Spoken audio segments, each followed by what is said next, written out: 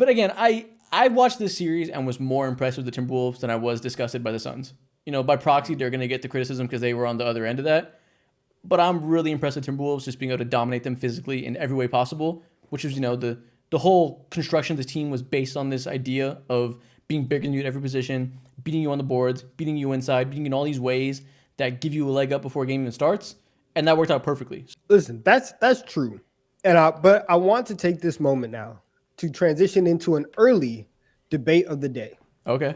Ooh. Listen, Anthony Edwards went in yesterday.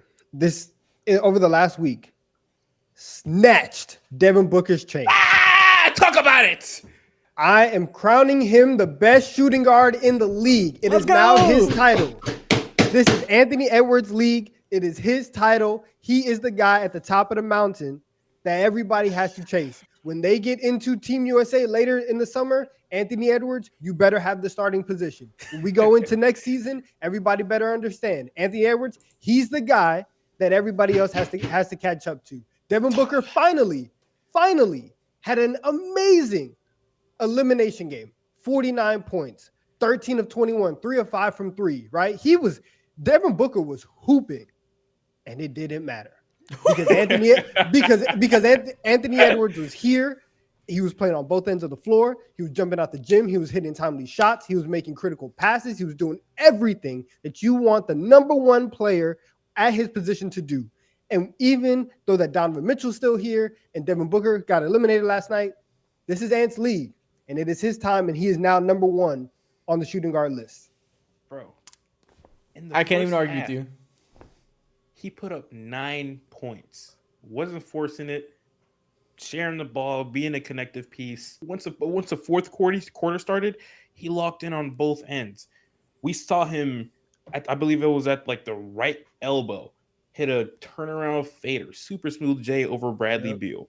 Next possession comes, and I believe Devin Booker, he tries to attempt to dunk, and I think Karl-Anthony Towns is trailing behind him, and Anthony Edwards just swoops in out of nowhere, sends that block to fucking hell. That moment right there was when it was like, all right, man, you got it. Like, bro, that is when the chain snatching happened. Not only did he snatch the chain by blocking Devin Booker driving to the rim, minutes before that, he almost dunked on Kevin Durant, but Kevin Durant fucking ducked out of the way to avoid it. He sealed the game with a dunk and a block. This motherfucker thinks he's LeBron. This is incredible.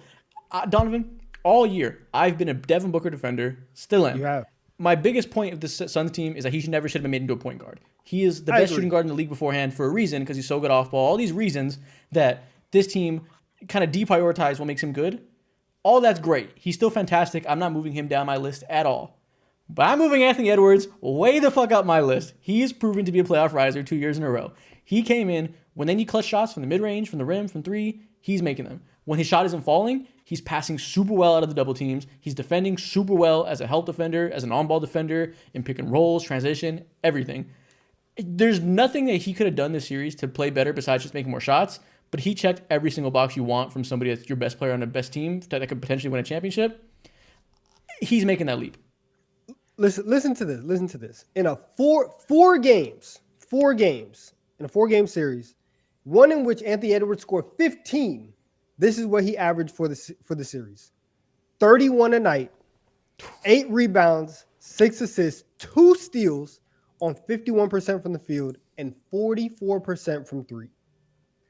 31 points in 4 games when you had 15 in one of them is crazy.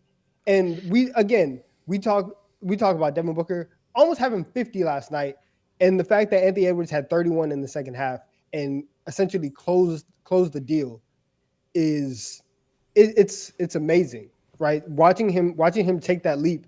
This is what everybody thought, like at the beginning of the season, whenever Ant was going crazy, and everybody was like, "Wow, like this is like insane. This is what we wanted."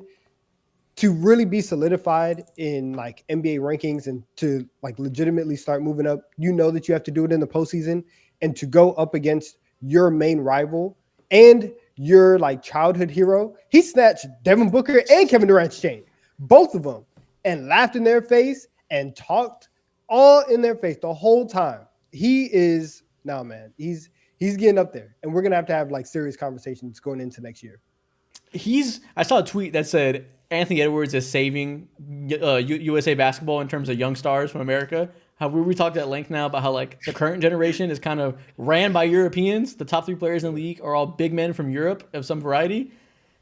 It was looking pretty bleak for American stars coming up. They were trying to push Ja Morant and Zion to be that.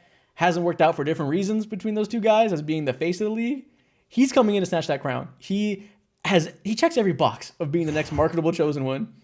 Like the fact that not only is he really good as a number 1 pick, not only does he play in the same style of a Michael Jordan and a Kobe Bryant, a very aesthetically pleasing style everybody likes. Not only is he very marketable as a personality, he's very funny. He has commercials now with Adidas that perfectly shows personality. He has that fashion line side of him now.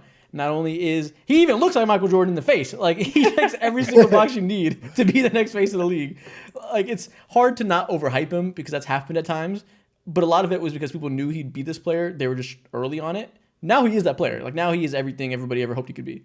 I love this because all Celtics fans are over here like, what about Jason Tatum? This is Jason Tatum. You're describing too. Shut up. No one's talking about him right now. Get up. Tatum's great. He's still better than Ant. But all the other things I just described of what makes somebody marketable and the face of the league and all that stuff, Ant checks the boxes that Jason Tatum doesn't quite have.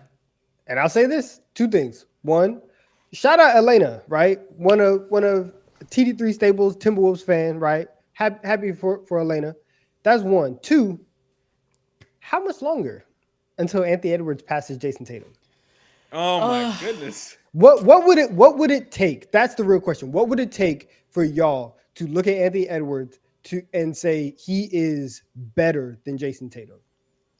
Consistent efficiency is really the main thing. As much as we like to harp on Tatum and like hold him back, especially for having like this super team that's holding back his individual production and all this stuff, and like it's fun now to shit on Jason Tatum.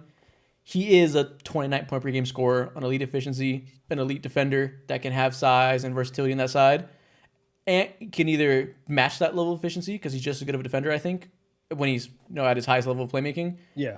Or he makes a passing jump that passes what Tatum brings on that end. Otherwise, it's going to be kind of hard because Tatum kind of does the same things, Okay. Tatum is. We harp on his late game issues and whatnot. The team. Tatum's pretty consistent. Tatum is. He is more consistent than Ant is at this point of his career.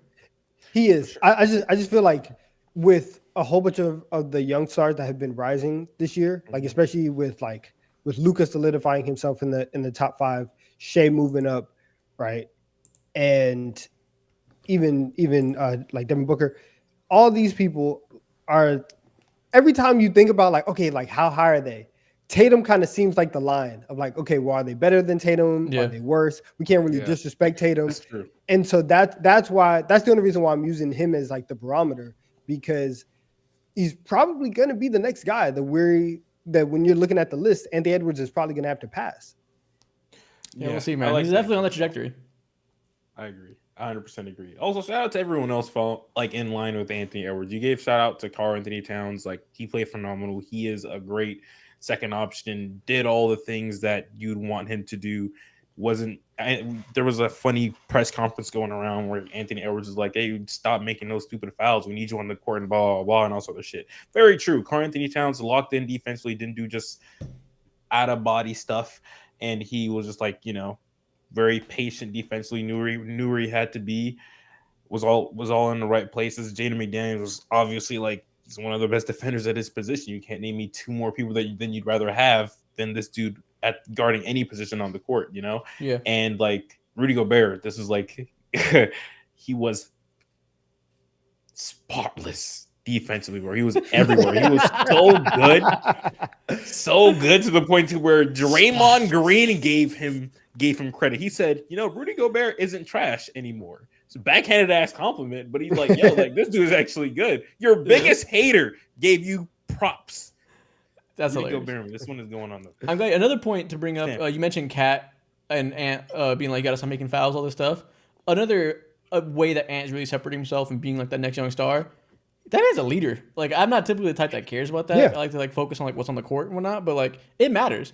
And it's a difference between like I can't think of an example of who's a leader, who's not from the previous generation. But we like to talk about Kevin Durant a lot. He every time he touches the mic, he'll tell you, "I'm not a leader. Nobody looked at me." Blah blah blah blah blah.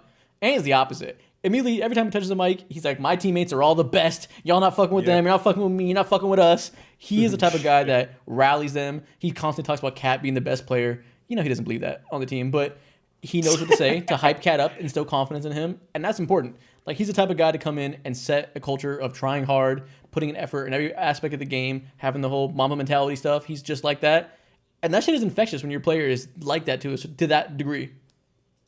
100%, especially because like for a guy like Cat, because I saw somebody say on Twitter today, like for Anthony Edwards to come into this organization and be the complete opposite of what Jimmy Butler was, and show that you don't have to be this kind of guy. Yeah. You don't have to come in, and berate everybody and be like, oh, okay, like I'm taking the third stringers. I'm gonna show you that you're trash, and that's why like you're not gonna win this and that. Like you can come in and put your arms around everybody, and people will still want to follow you, and you can still be successful and do all that stuff.